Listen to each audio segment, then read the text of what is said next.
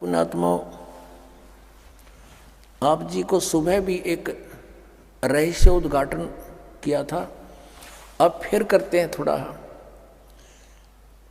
क्योंकि परमात्मा की दया होगी आपके ऊपर ही विश्वास दृढ़ हो जाएगा।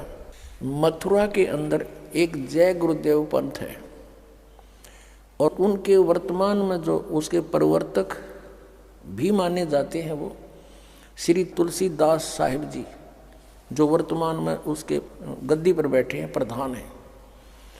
और ये इनका पंथ भी शिवदयाल जी से ही लिंक्ड है।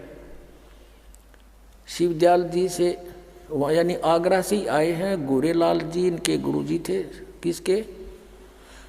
इस जय गुरुदेव पंथ के मुखिया के, तुलसी साहिब जी के। इनकी एक पुस्तक है जय गुरुदेव की अमरवाणी। जैसे आज दिन में भी दास ने बताया था कि ये पुण्यात्मा थे, पिछले संस्कारी थे, आगे इनको कोई संत ठीक मिला नहीं। ये पूर्व जन्म के संस्कारों से इनके वचनों में भी शक्ति होती है, छोटे मोटा लाभ भी कर सकते हैं, ये भूत भविष्य का कुछ जानकारी भी दे सकते हैं। एज ए भविष्यवक्ता भी इनकी बुद्धि काम कर जाती है। तो इन्होंने एक भविष्यवाणी की है सन 1971 में, वो पढ़ कर सुनाते हैं इन्हीं की पुस्तक में। देखिएगा, जय गुरुदेव की अमरवाणी भाग 2। ये कहाँ से छपी है? ये है ये महात्मा बाबा जय गुरुदेव जी महाराज। इनका असली नाम है परम संत तुलसीदास जी महाराज। विश्व को शांति अब इन्हीं से मिलेगी। ये इनके सेवक लिख रहे हैं इनके बारे में। यहाँ देखिएगा, जय गुरुदेव की अमरवाणी सहकारी सदाचारी बाल संघ से संकलित, प्रकाशक दिव्या शर्मा, 88 साकेत कॉलोनी, मथुरा, उत्तर प्रदेश से। ये मुद्रक है अर्जेंट प्रिंटर्स, पुराना बस स्टैंड, मथुरा, उत्तर प्रदेश। इसकी पृष्ठ नंबर हम आपको 50 पर ले चलते हैं।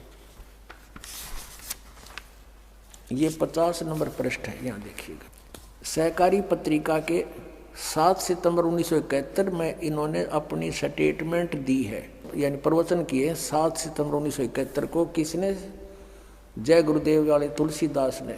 यहाँ लिखा है, हम थोड़ा सा पढ़ेंगे। वह अवतार जिसकी लोग प्रतीक्षा कर रहे हैं वह 20 वर्ष का हो चुका है। दास का जन्म 8 सितंबर 1951 को हुआ था। मुझ दास का जन्म तो 7 सितंबर 1971 को दास पूरा 20 वर्ष का हो गया। 8 सितंबर को 21वां वर्ष लग गया। अब ये क्या कहता है कि वह अवतार जिसकी लोग प्रतीक्षा कर रहे हैं वह 20 वर्ष का हो चुका है। यदि उसका पता बता दूं, 1971 में कह रहा है कि आज जब मैं उसका पता बता दूं तो लोग पीछे पड़ जाएंगे। अभी ऊपर से आदेश बताने के लिए नहीं हो रहा है। मैं समय का इंतज़ार कर रहा हूँ और सभी महात्माओं ने समय का इंतज़ार किया है।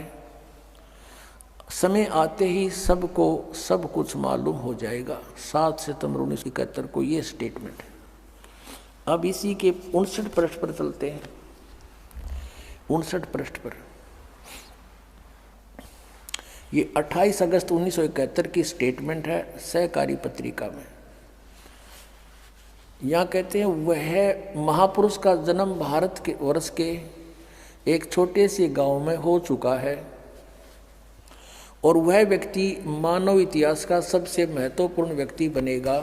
उसे जनता का इतना बड़ा समर्थन प्राप्त होगा कि आज तक किसी को नहीं मिला है। वह महापुरुष नए सिरे से विधान बनाएगा और वह विश्व के संपूर्ण देशों पर लागू होगा।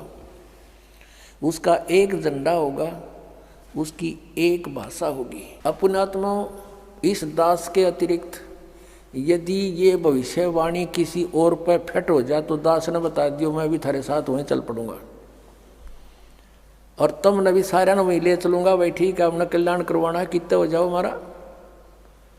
ये ज्ञान और ये समाधान इस 21 ब्रह्मांड में अपने मिल जा और ये सारे भविष्यवक्ताओं की वाणी फिट हो जा तो दास भी उसके समर्पित हो जाएगा।